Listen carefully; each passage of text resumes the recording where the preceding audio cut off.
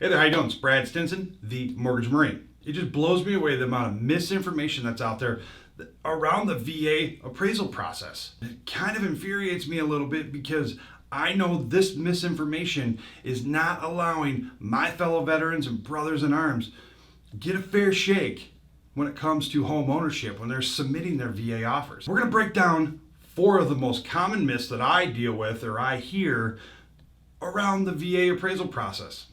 So here we go. What are those 4 myths? First one, they take way too long. Myth number 2, they always come in undervalued. Myth number 3, they're too strict or stringent. And number 4, the appraisal stays with the home. So let's go. Myth number 1, they take too long. Now I reached out to the VA Regional Loan Center Valuation Department for data for the state of Michigan or just the surrounding Great Lakes states. And they told me I needed to submit an email request for that, and I have yet to hear back, but I am not one to wait. I'm one to take action. I'm going to use my personal production data, provide some clarity here. Since May of 2020, 65 VA transactions. That's 65 VA appraisals. On average, from appraisal ordered to notification of value, 8 days. 8 days. Now the VA does have strict timelines that every appraiser has to abide by. Now if you are working with a lender who does not do many VA loans, they may or may not know this. They also may or may not know that they have to order the appraisal through the VA. There could be some delay there. We know at the Veterans Home Front to order it right away through the VA, and we have different tactics in which help expedite the process. Who you work with matters. Now the next one, they always come in undervalued. Now, side note, this market is crazy.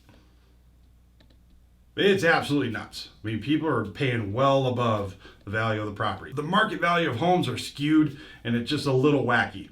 But data, you can't refute the data. Again, reach out to the VA Regional Loan Center. I do not have the data, but I generated data from the entire Veterans Home Front nationwide. We ordered 379 VA appraisals last month. Of the 379 VA appraisals that we ordered, 39 went to Tidewater. The heck is Tidewater? Well, unlike any other appraisal process, Tidewater is actually a really good thing. This is where the appraiser says, hey, I'm having a hard time coming up with the value of the property that you guys agreed to. Please provide me comparable sale homes to support the purchase price. So this allows a lender, buyer's agent, listing agent to all work together to compile comparable sale homes or comps and submit them to the appraiser. Now the appraiser can either agree with us or not agree with us, doesn't matter, because at the end of 48 hours, we will receive a notification of value. Now, if we agree with that notification of value, great, moving on. If we still don't agree with it, the VA allows for one more way for us to get our value back, and that's a reconsideration of value, and that's done at the VA. What are all these stats and what are all this jargon? What is this telling you?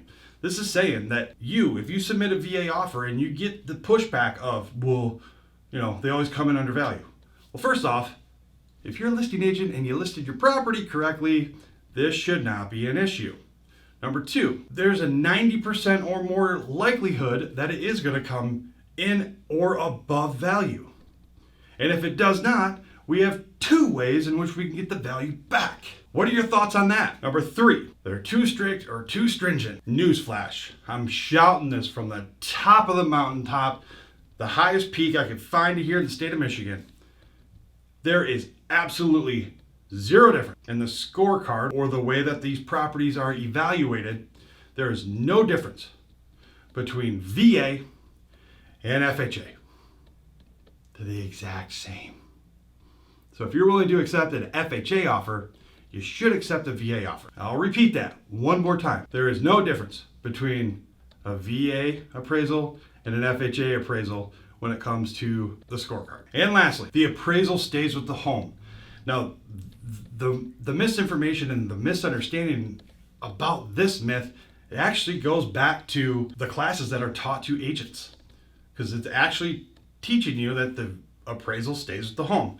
That's not the case whatsoever. Back in 2014, the VA switched this from property to veteran. All right, it's actually VA Circular 26-11-14 provides clarification on how we're going to proceed moving forward. And it's been the same since then. The VA appraisal is owned by the veteran and goes with the veteran wherever the veteran goes.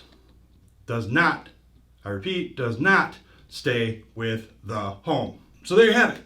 4 of the top myths that deal with the VA appraisal process. Now, yes, I understand there's a lot more myths that surround the appraisal process and the VA appraisal. I welcome your comments. If you know of any that I did not address, please leave them in the comments below. Looks like I have another video to make. Again, my name is Brad Stinson, the Mortgage Marine. Have a great week. Semper Fi. Get after it.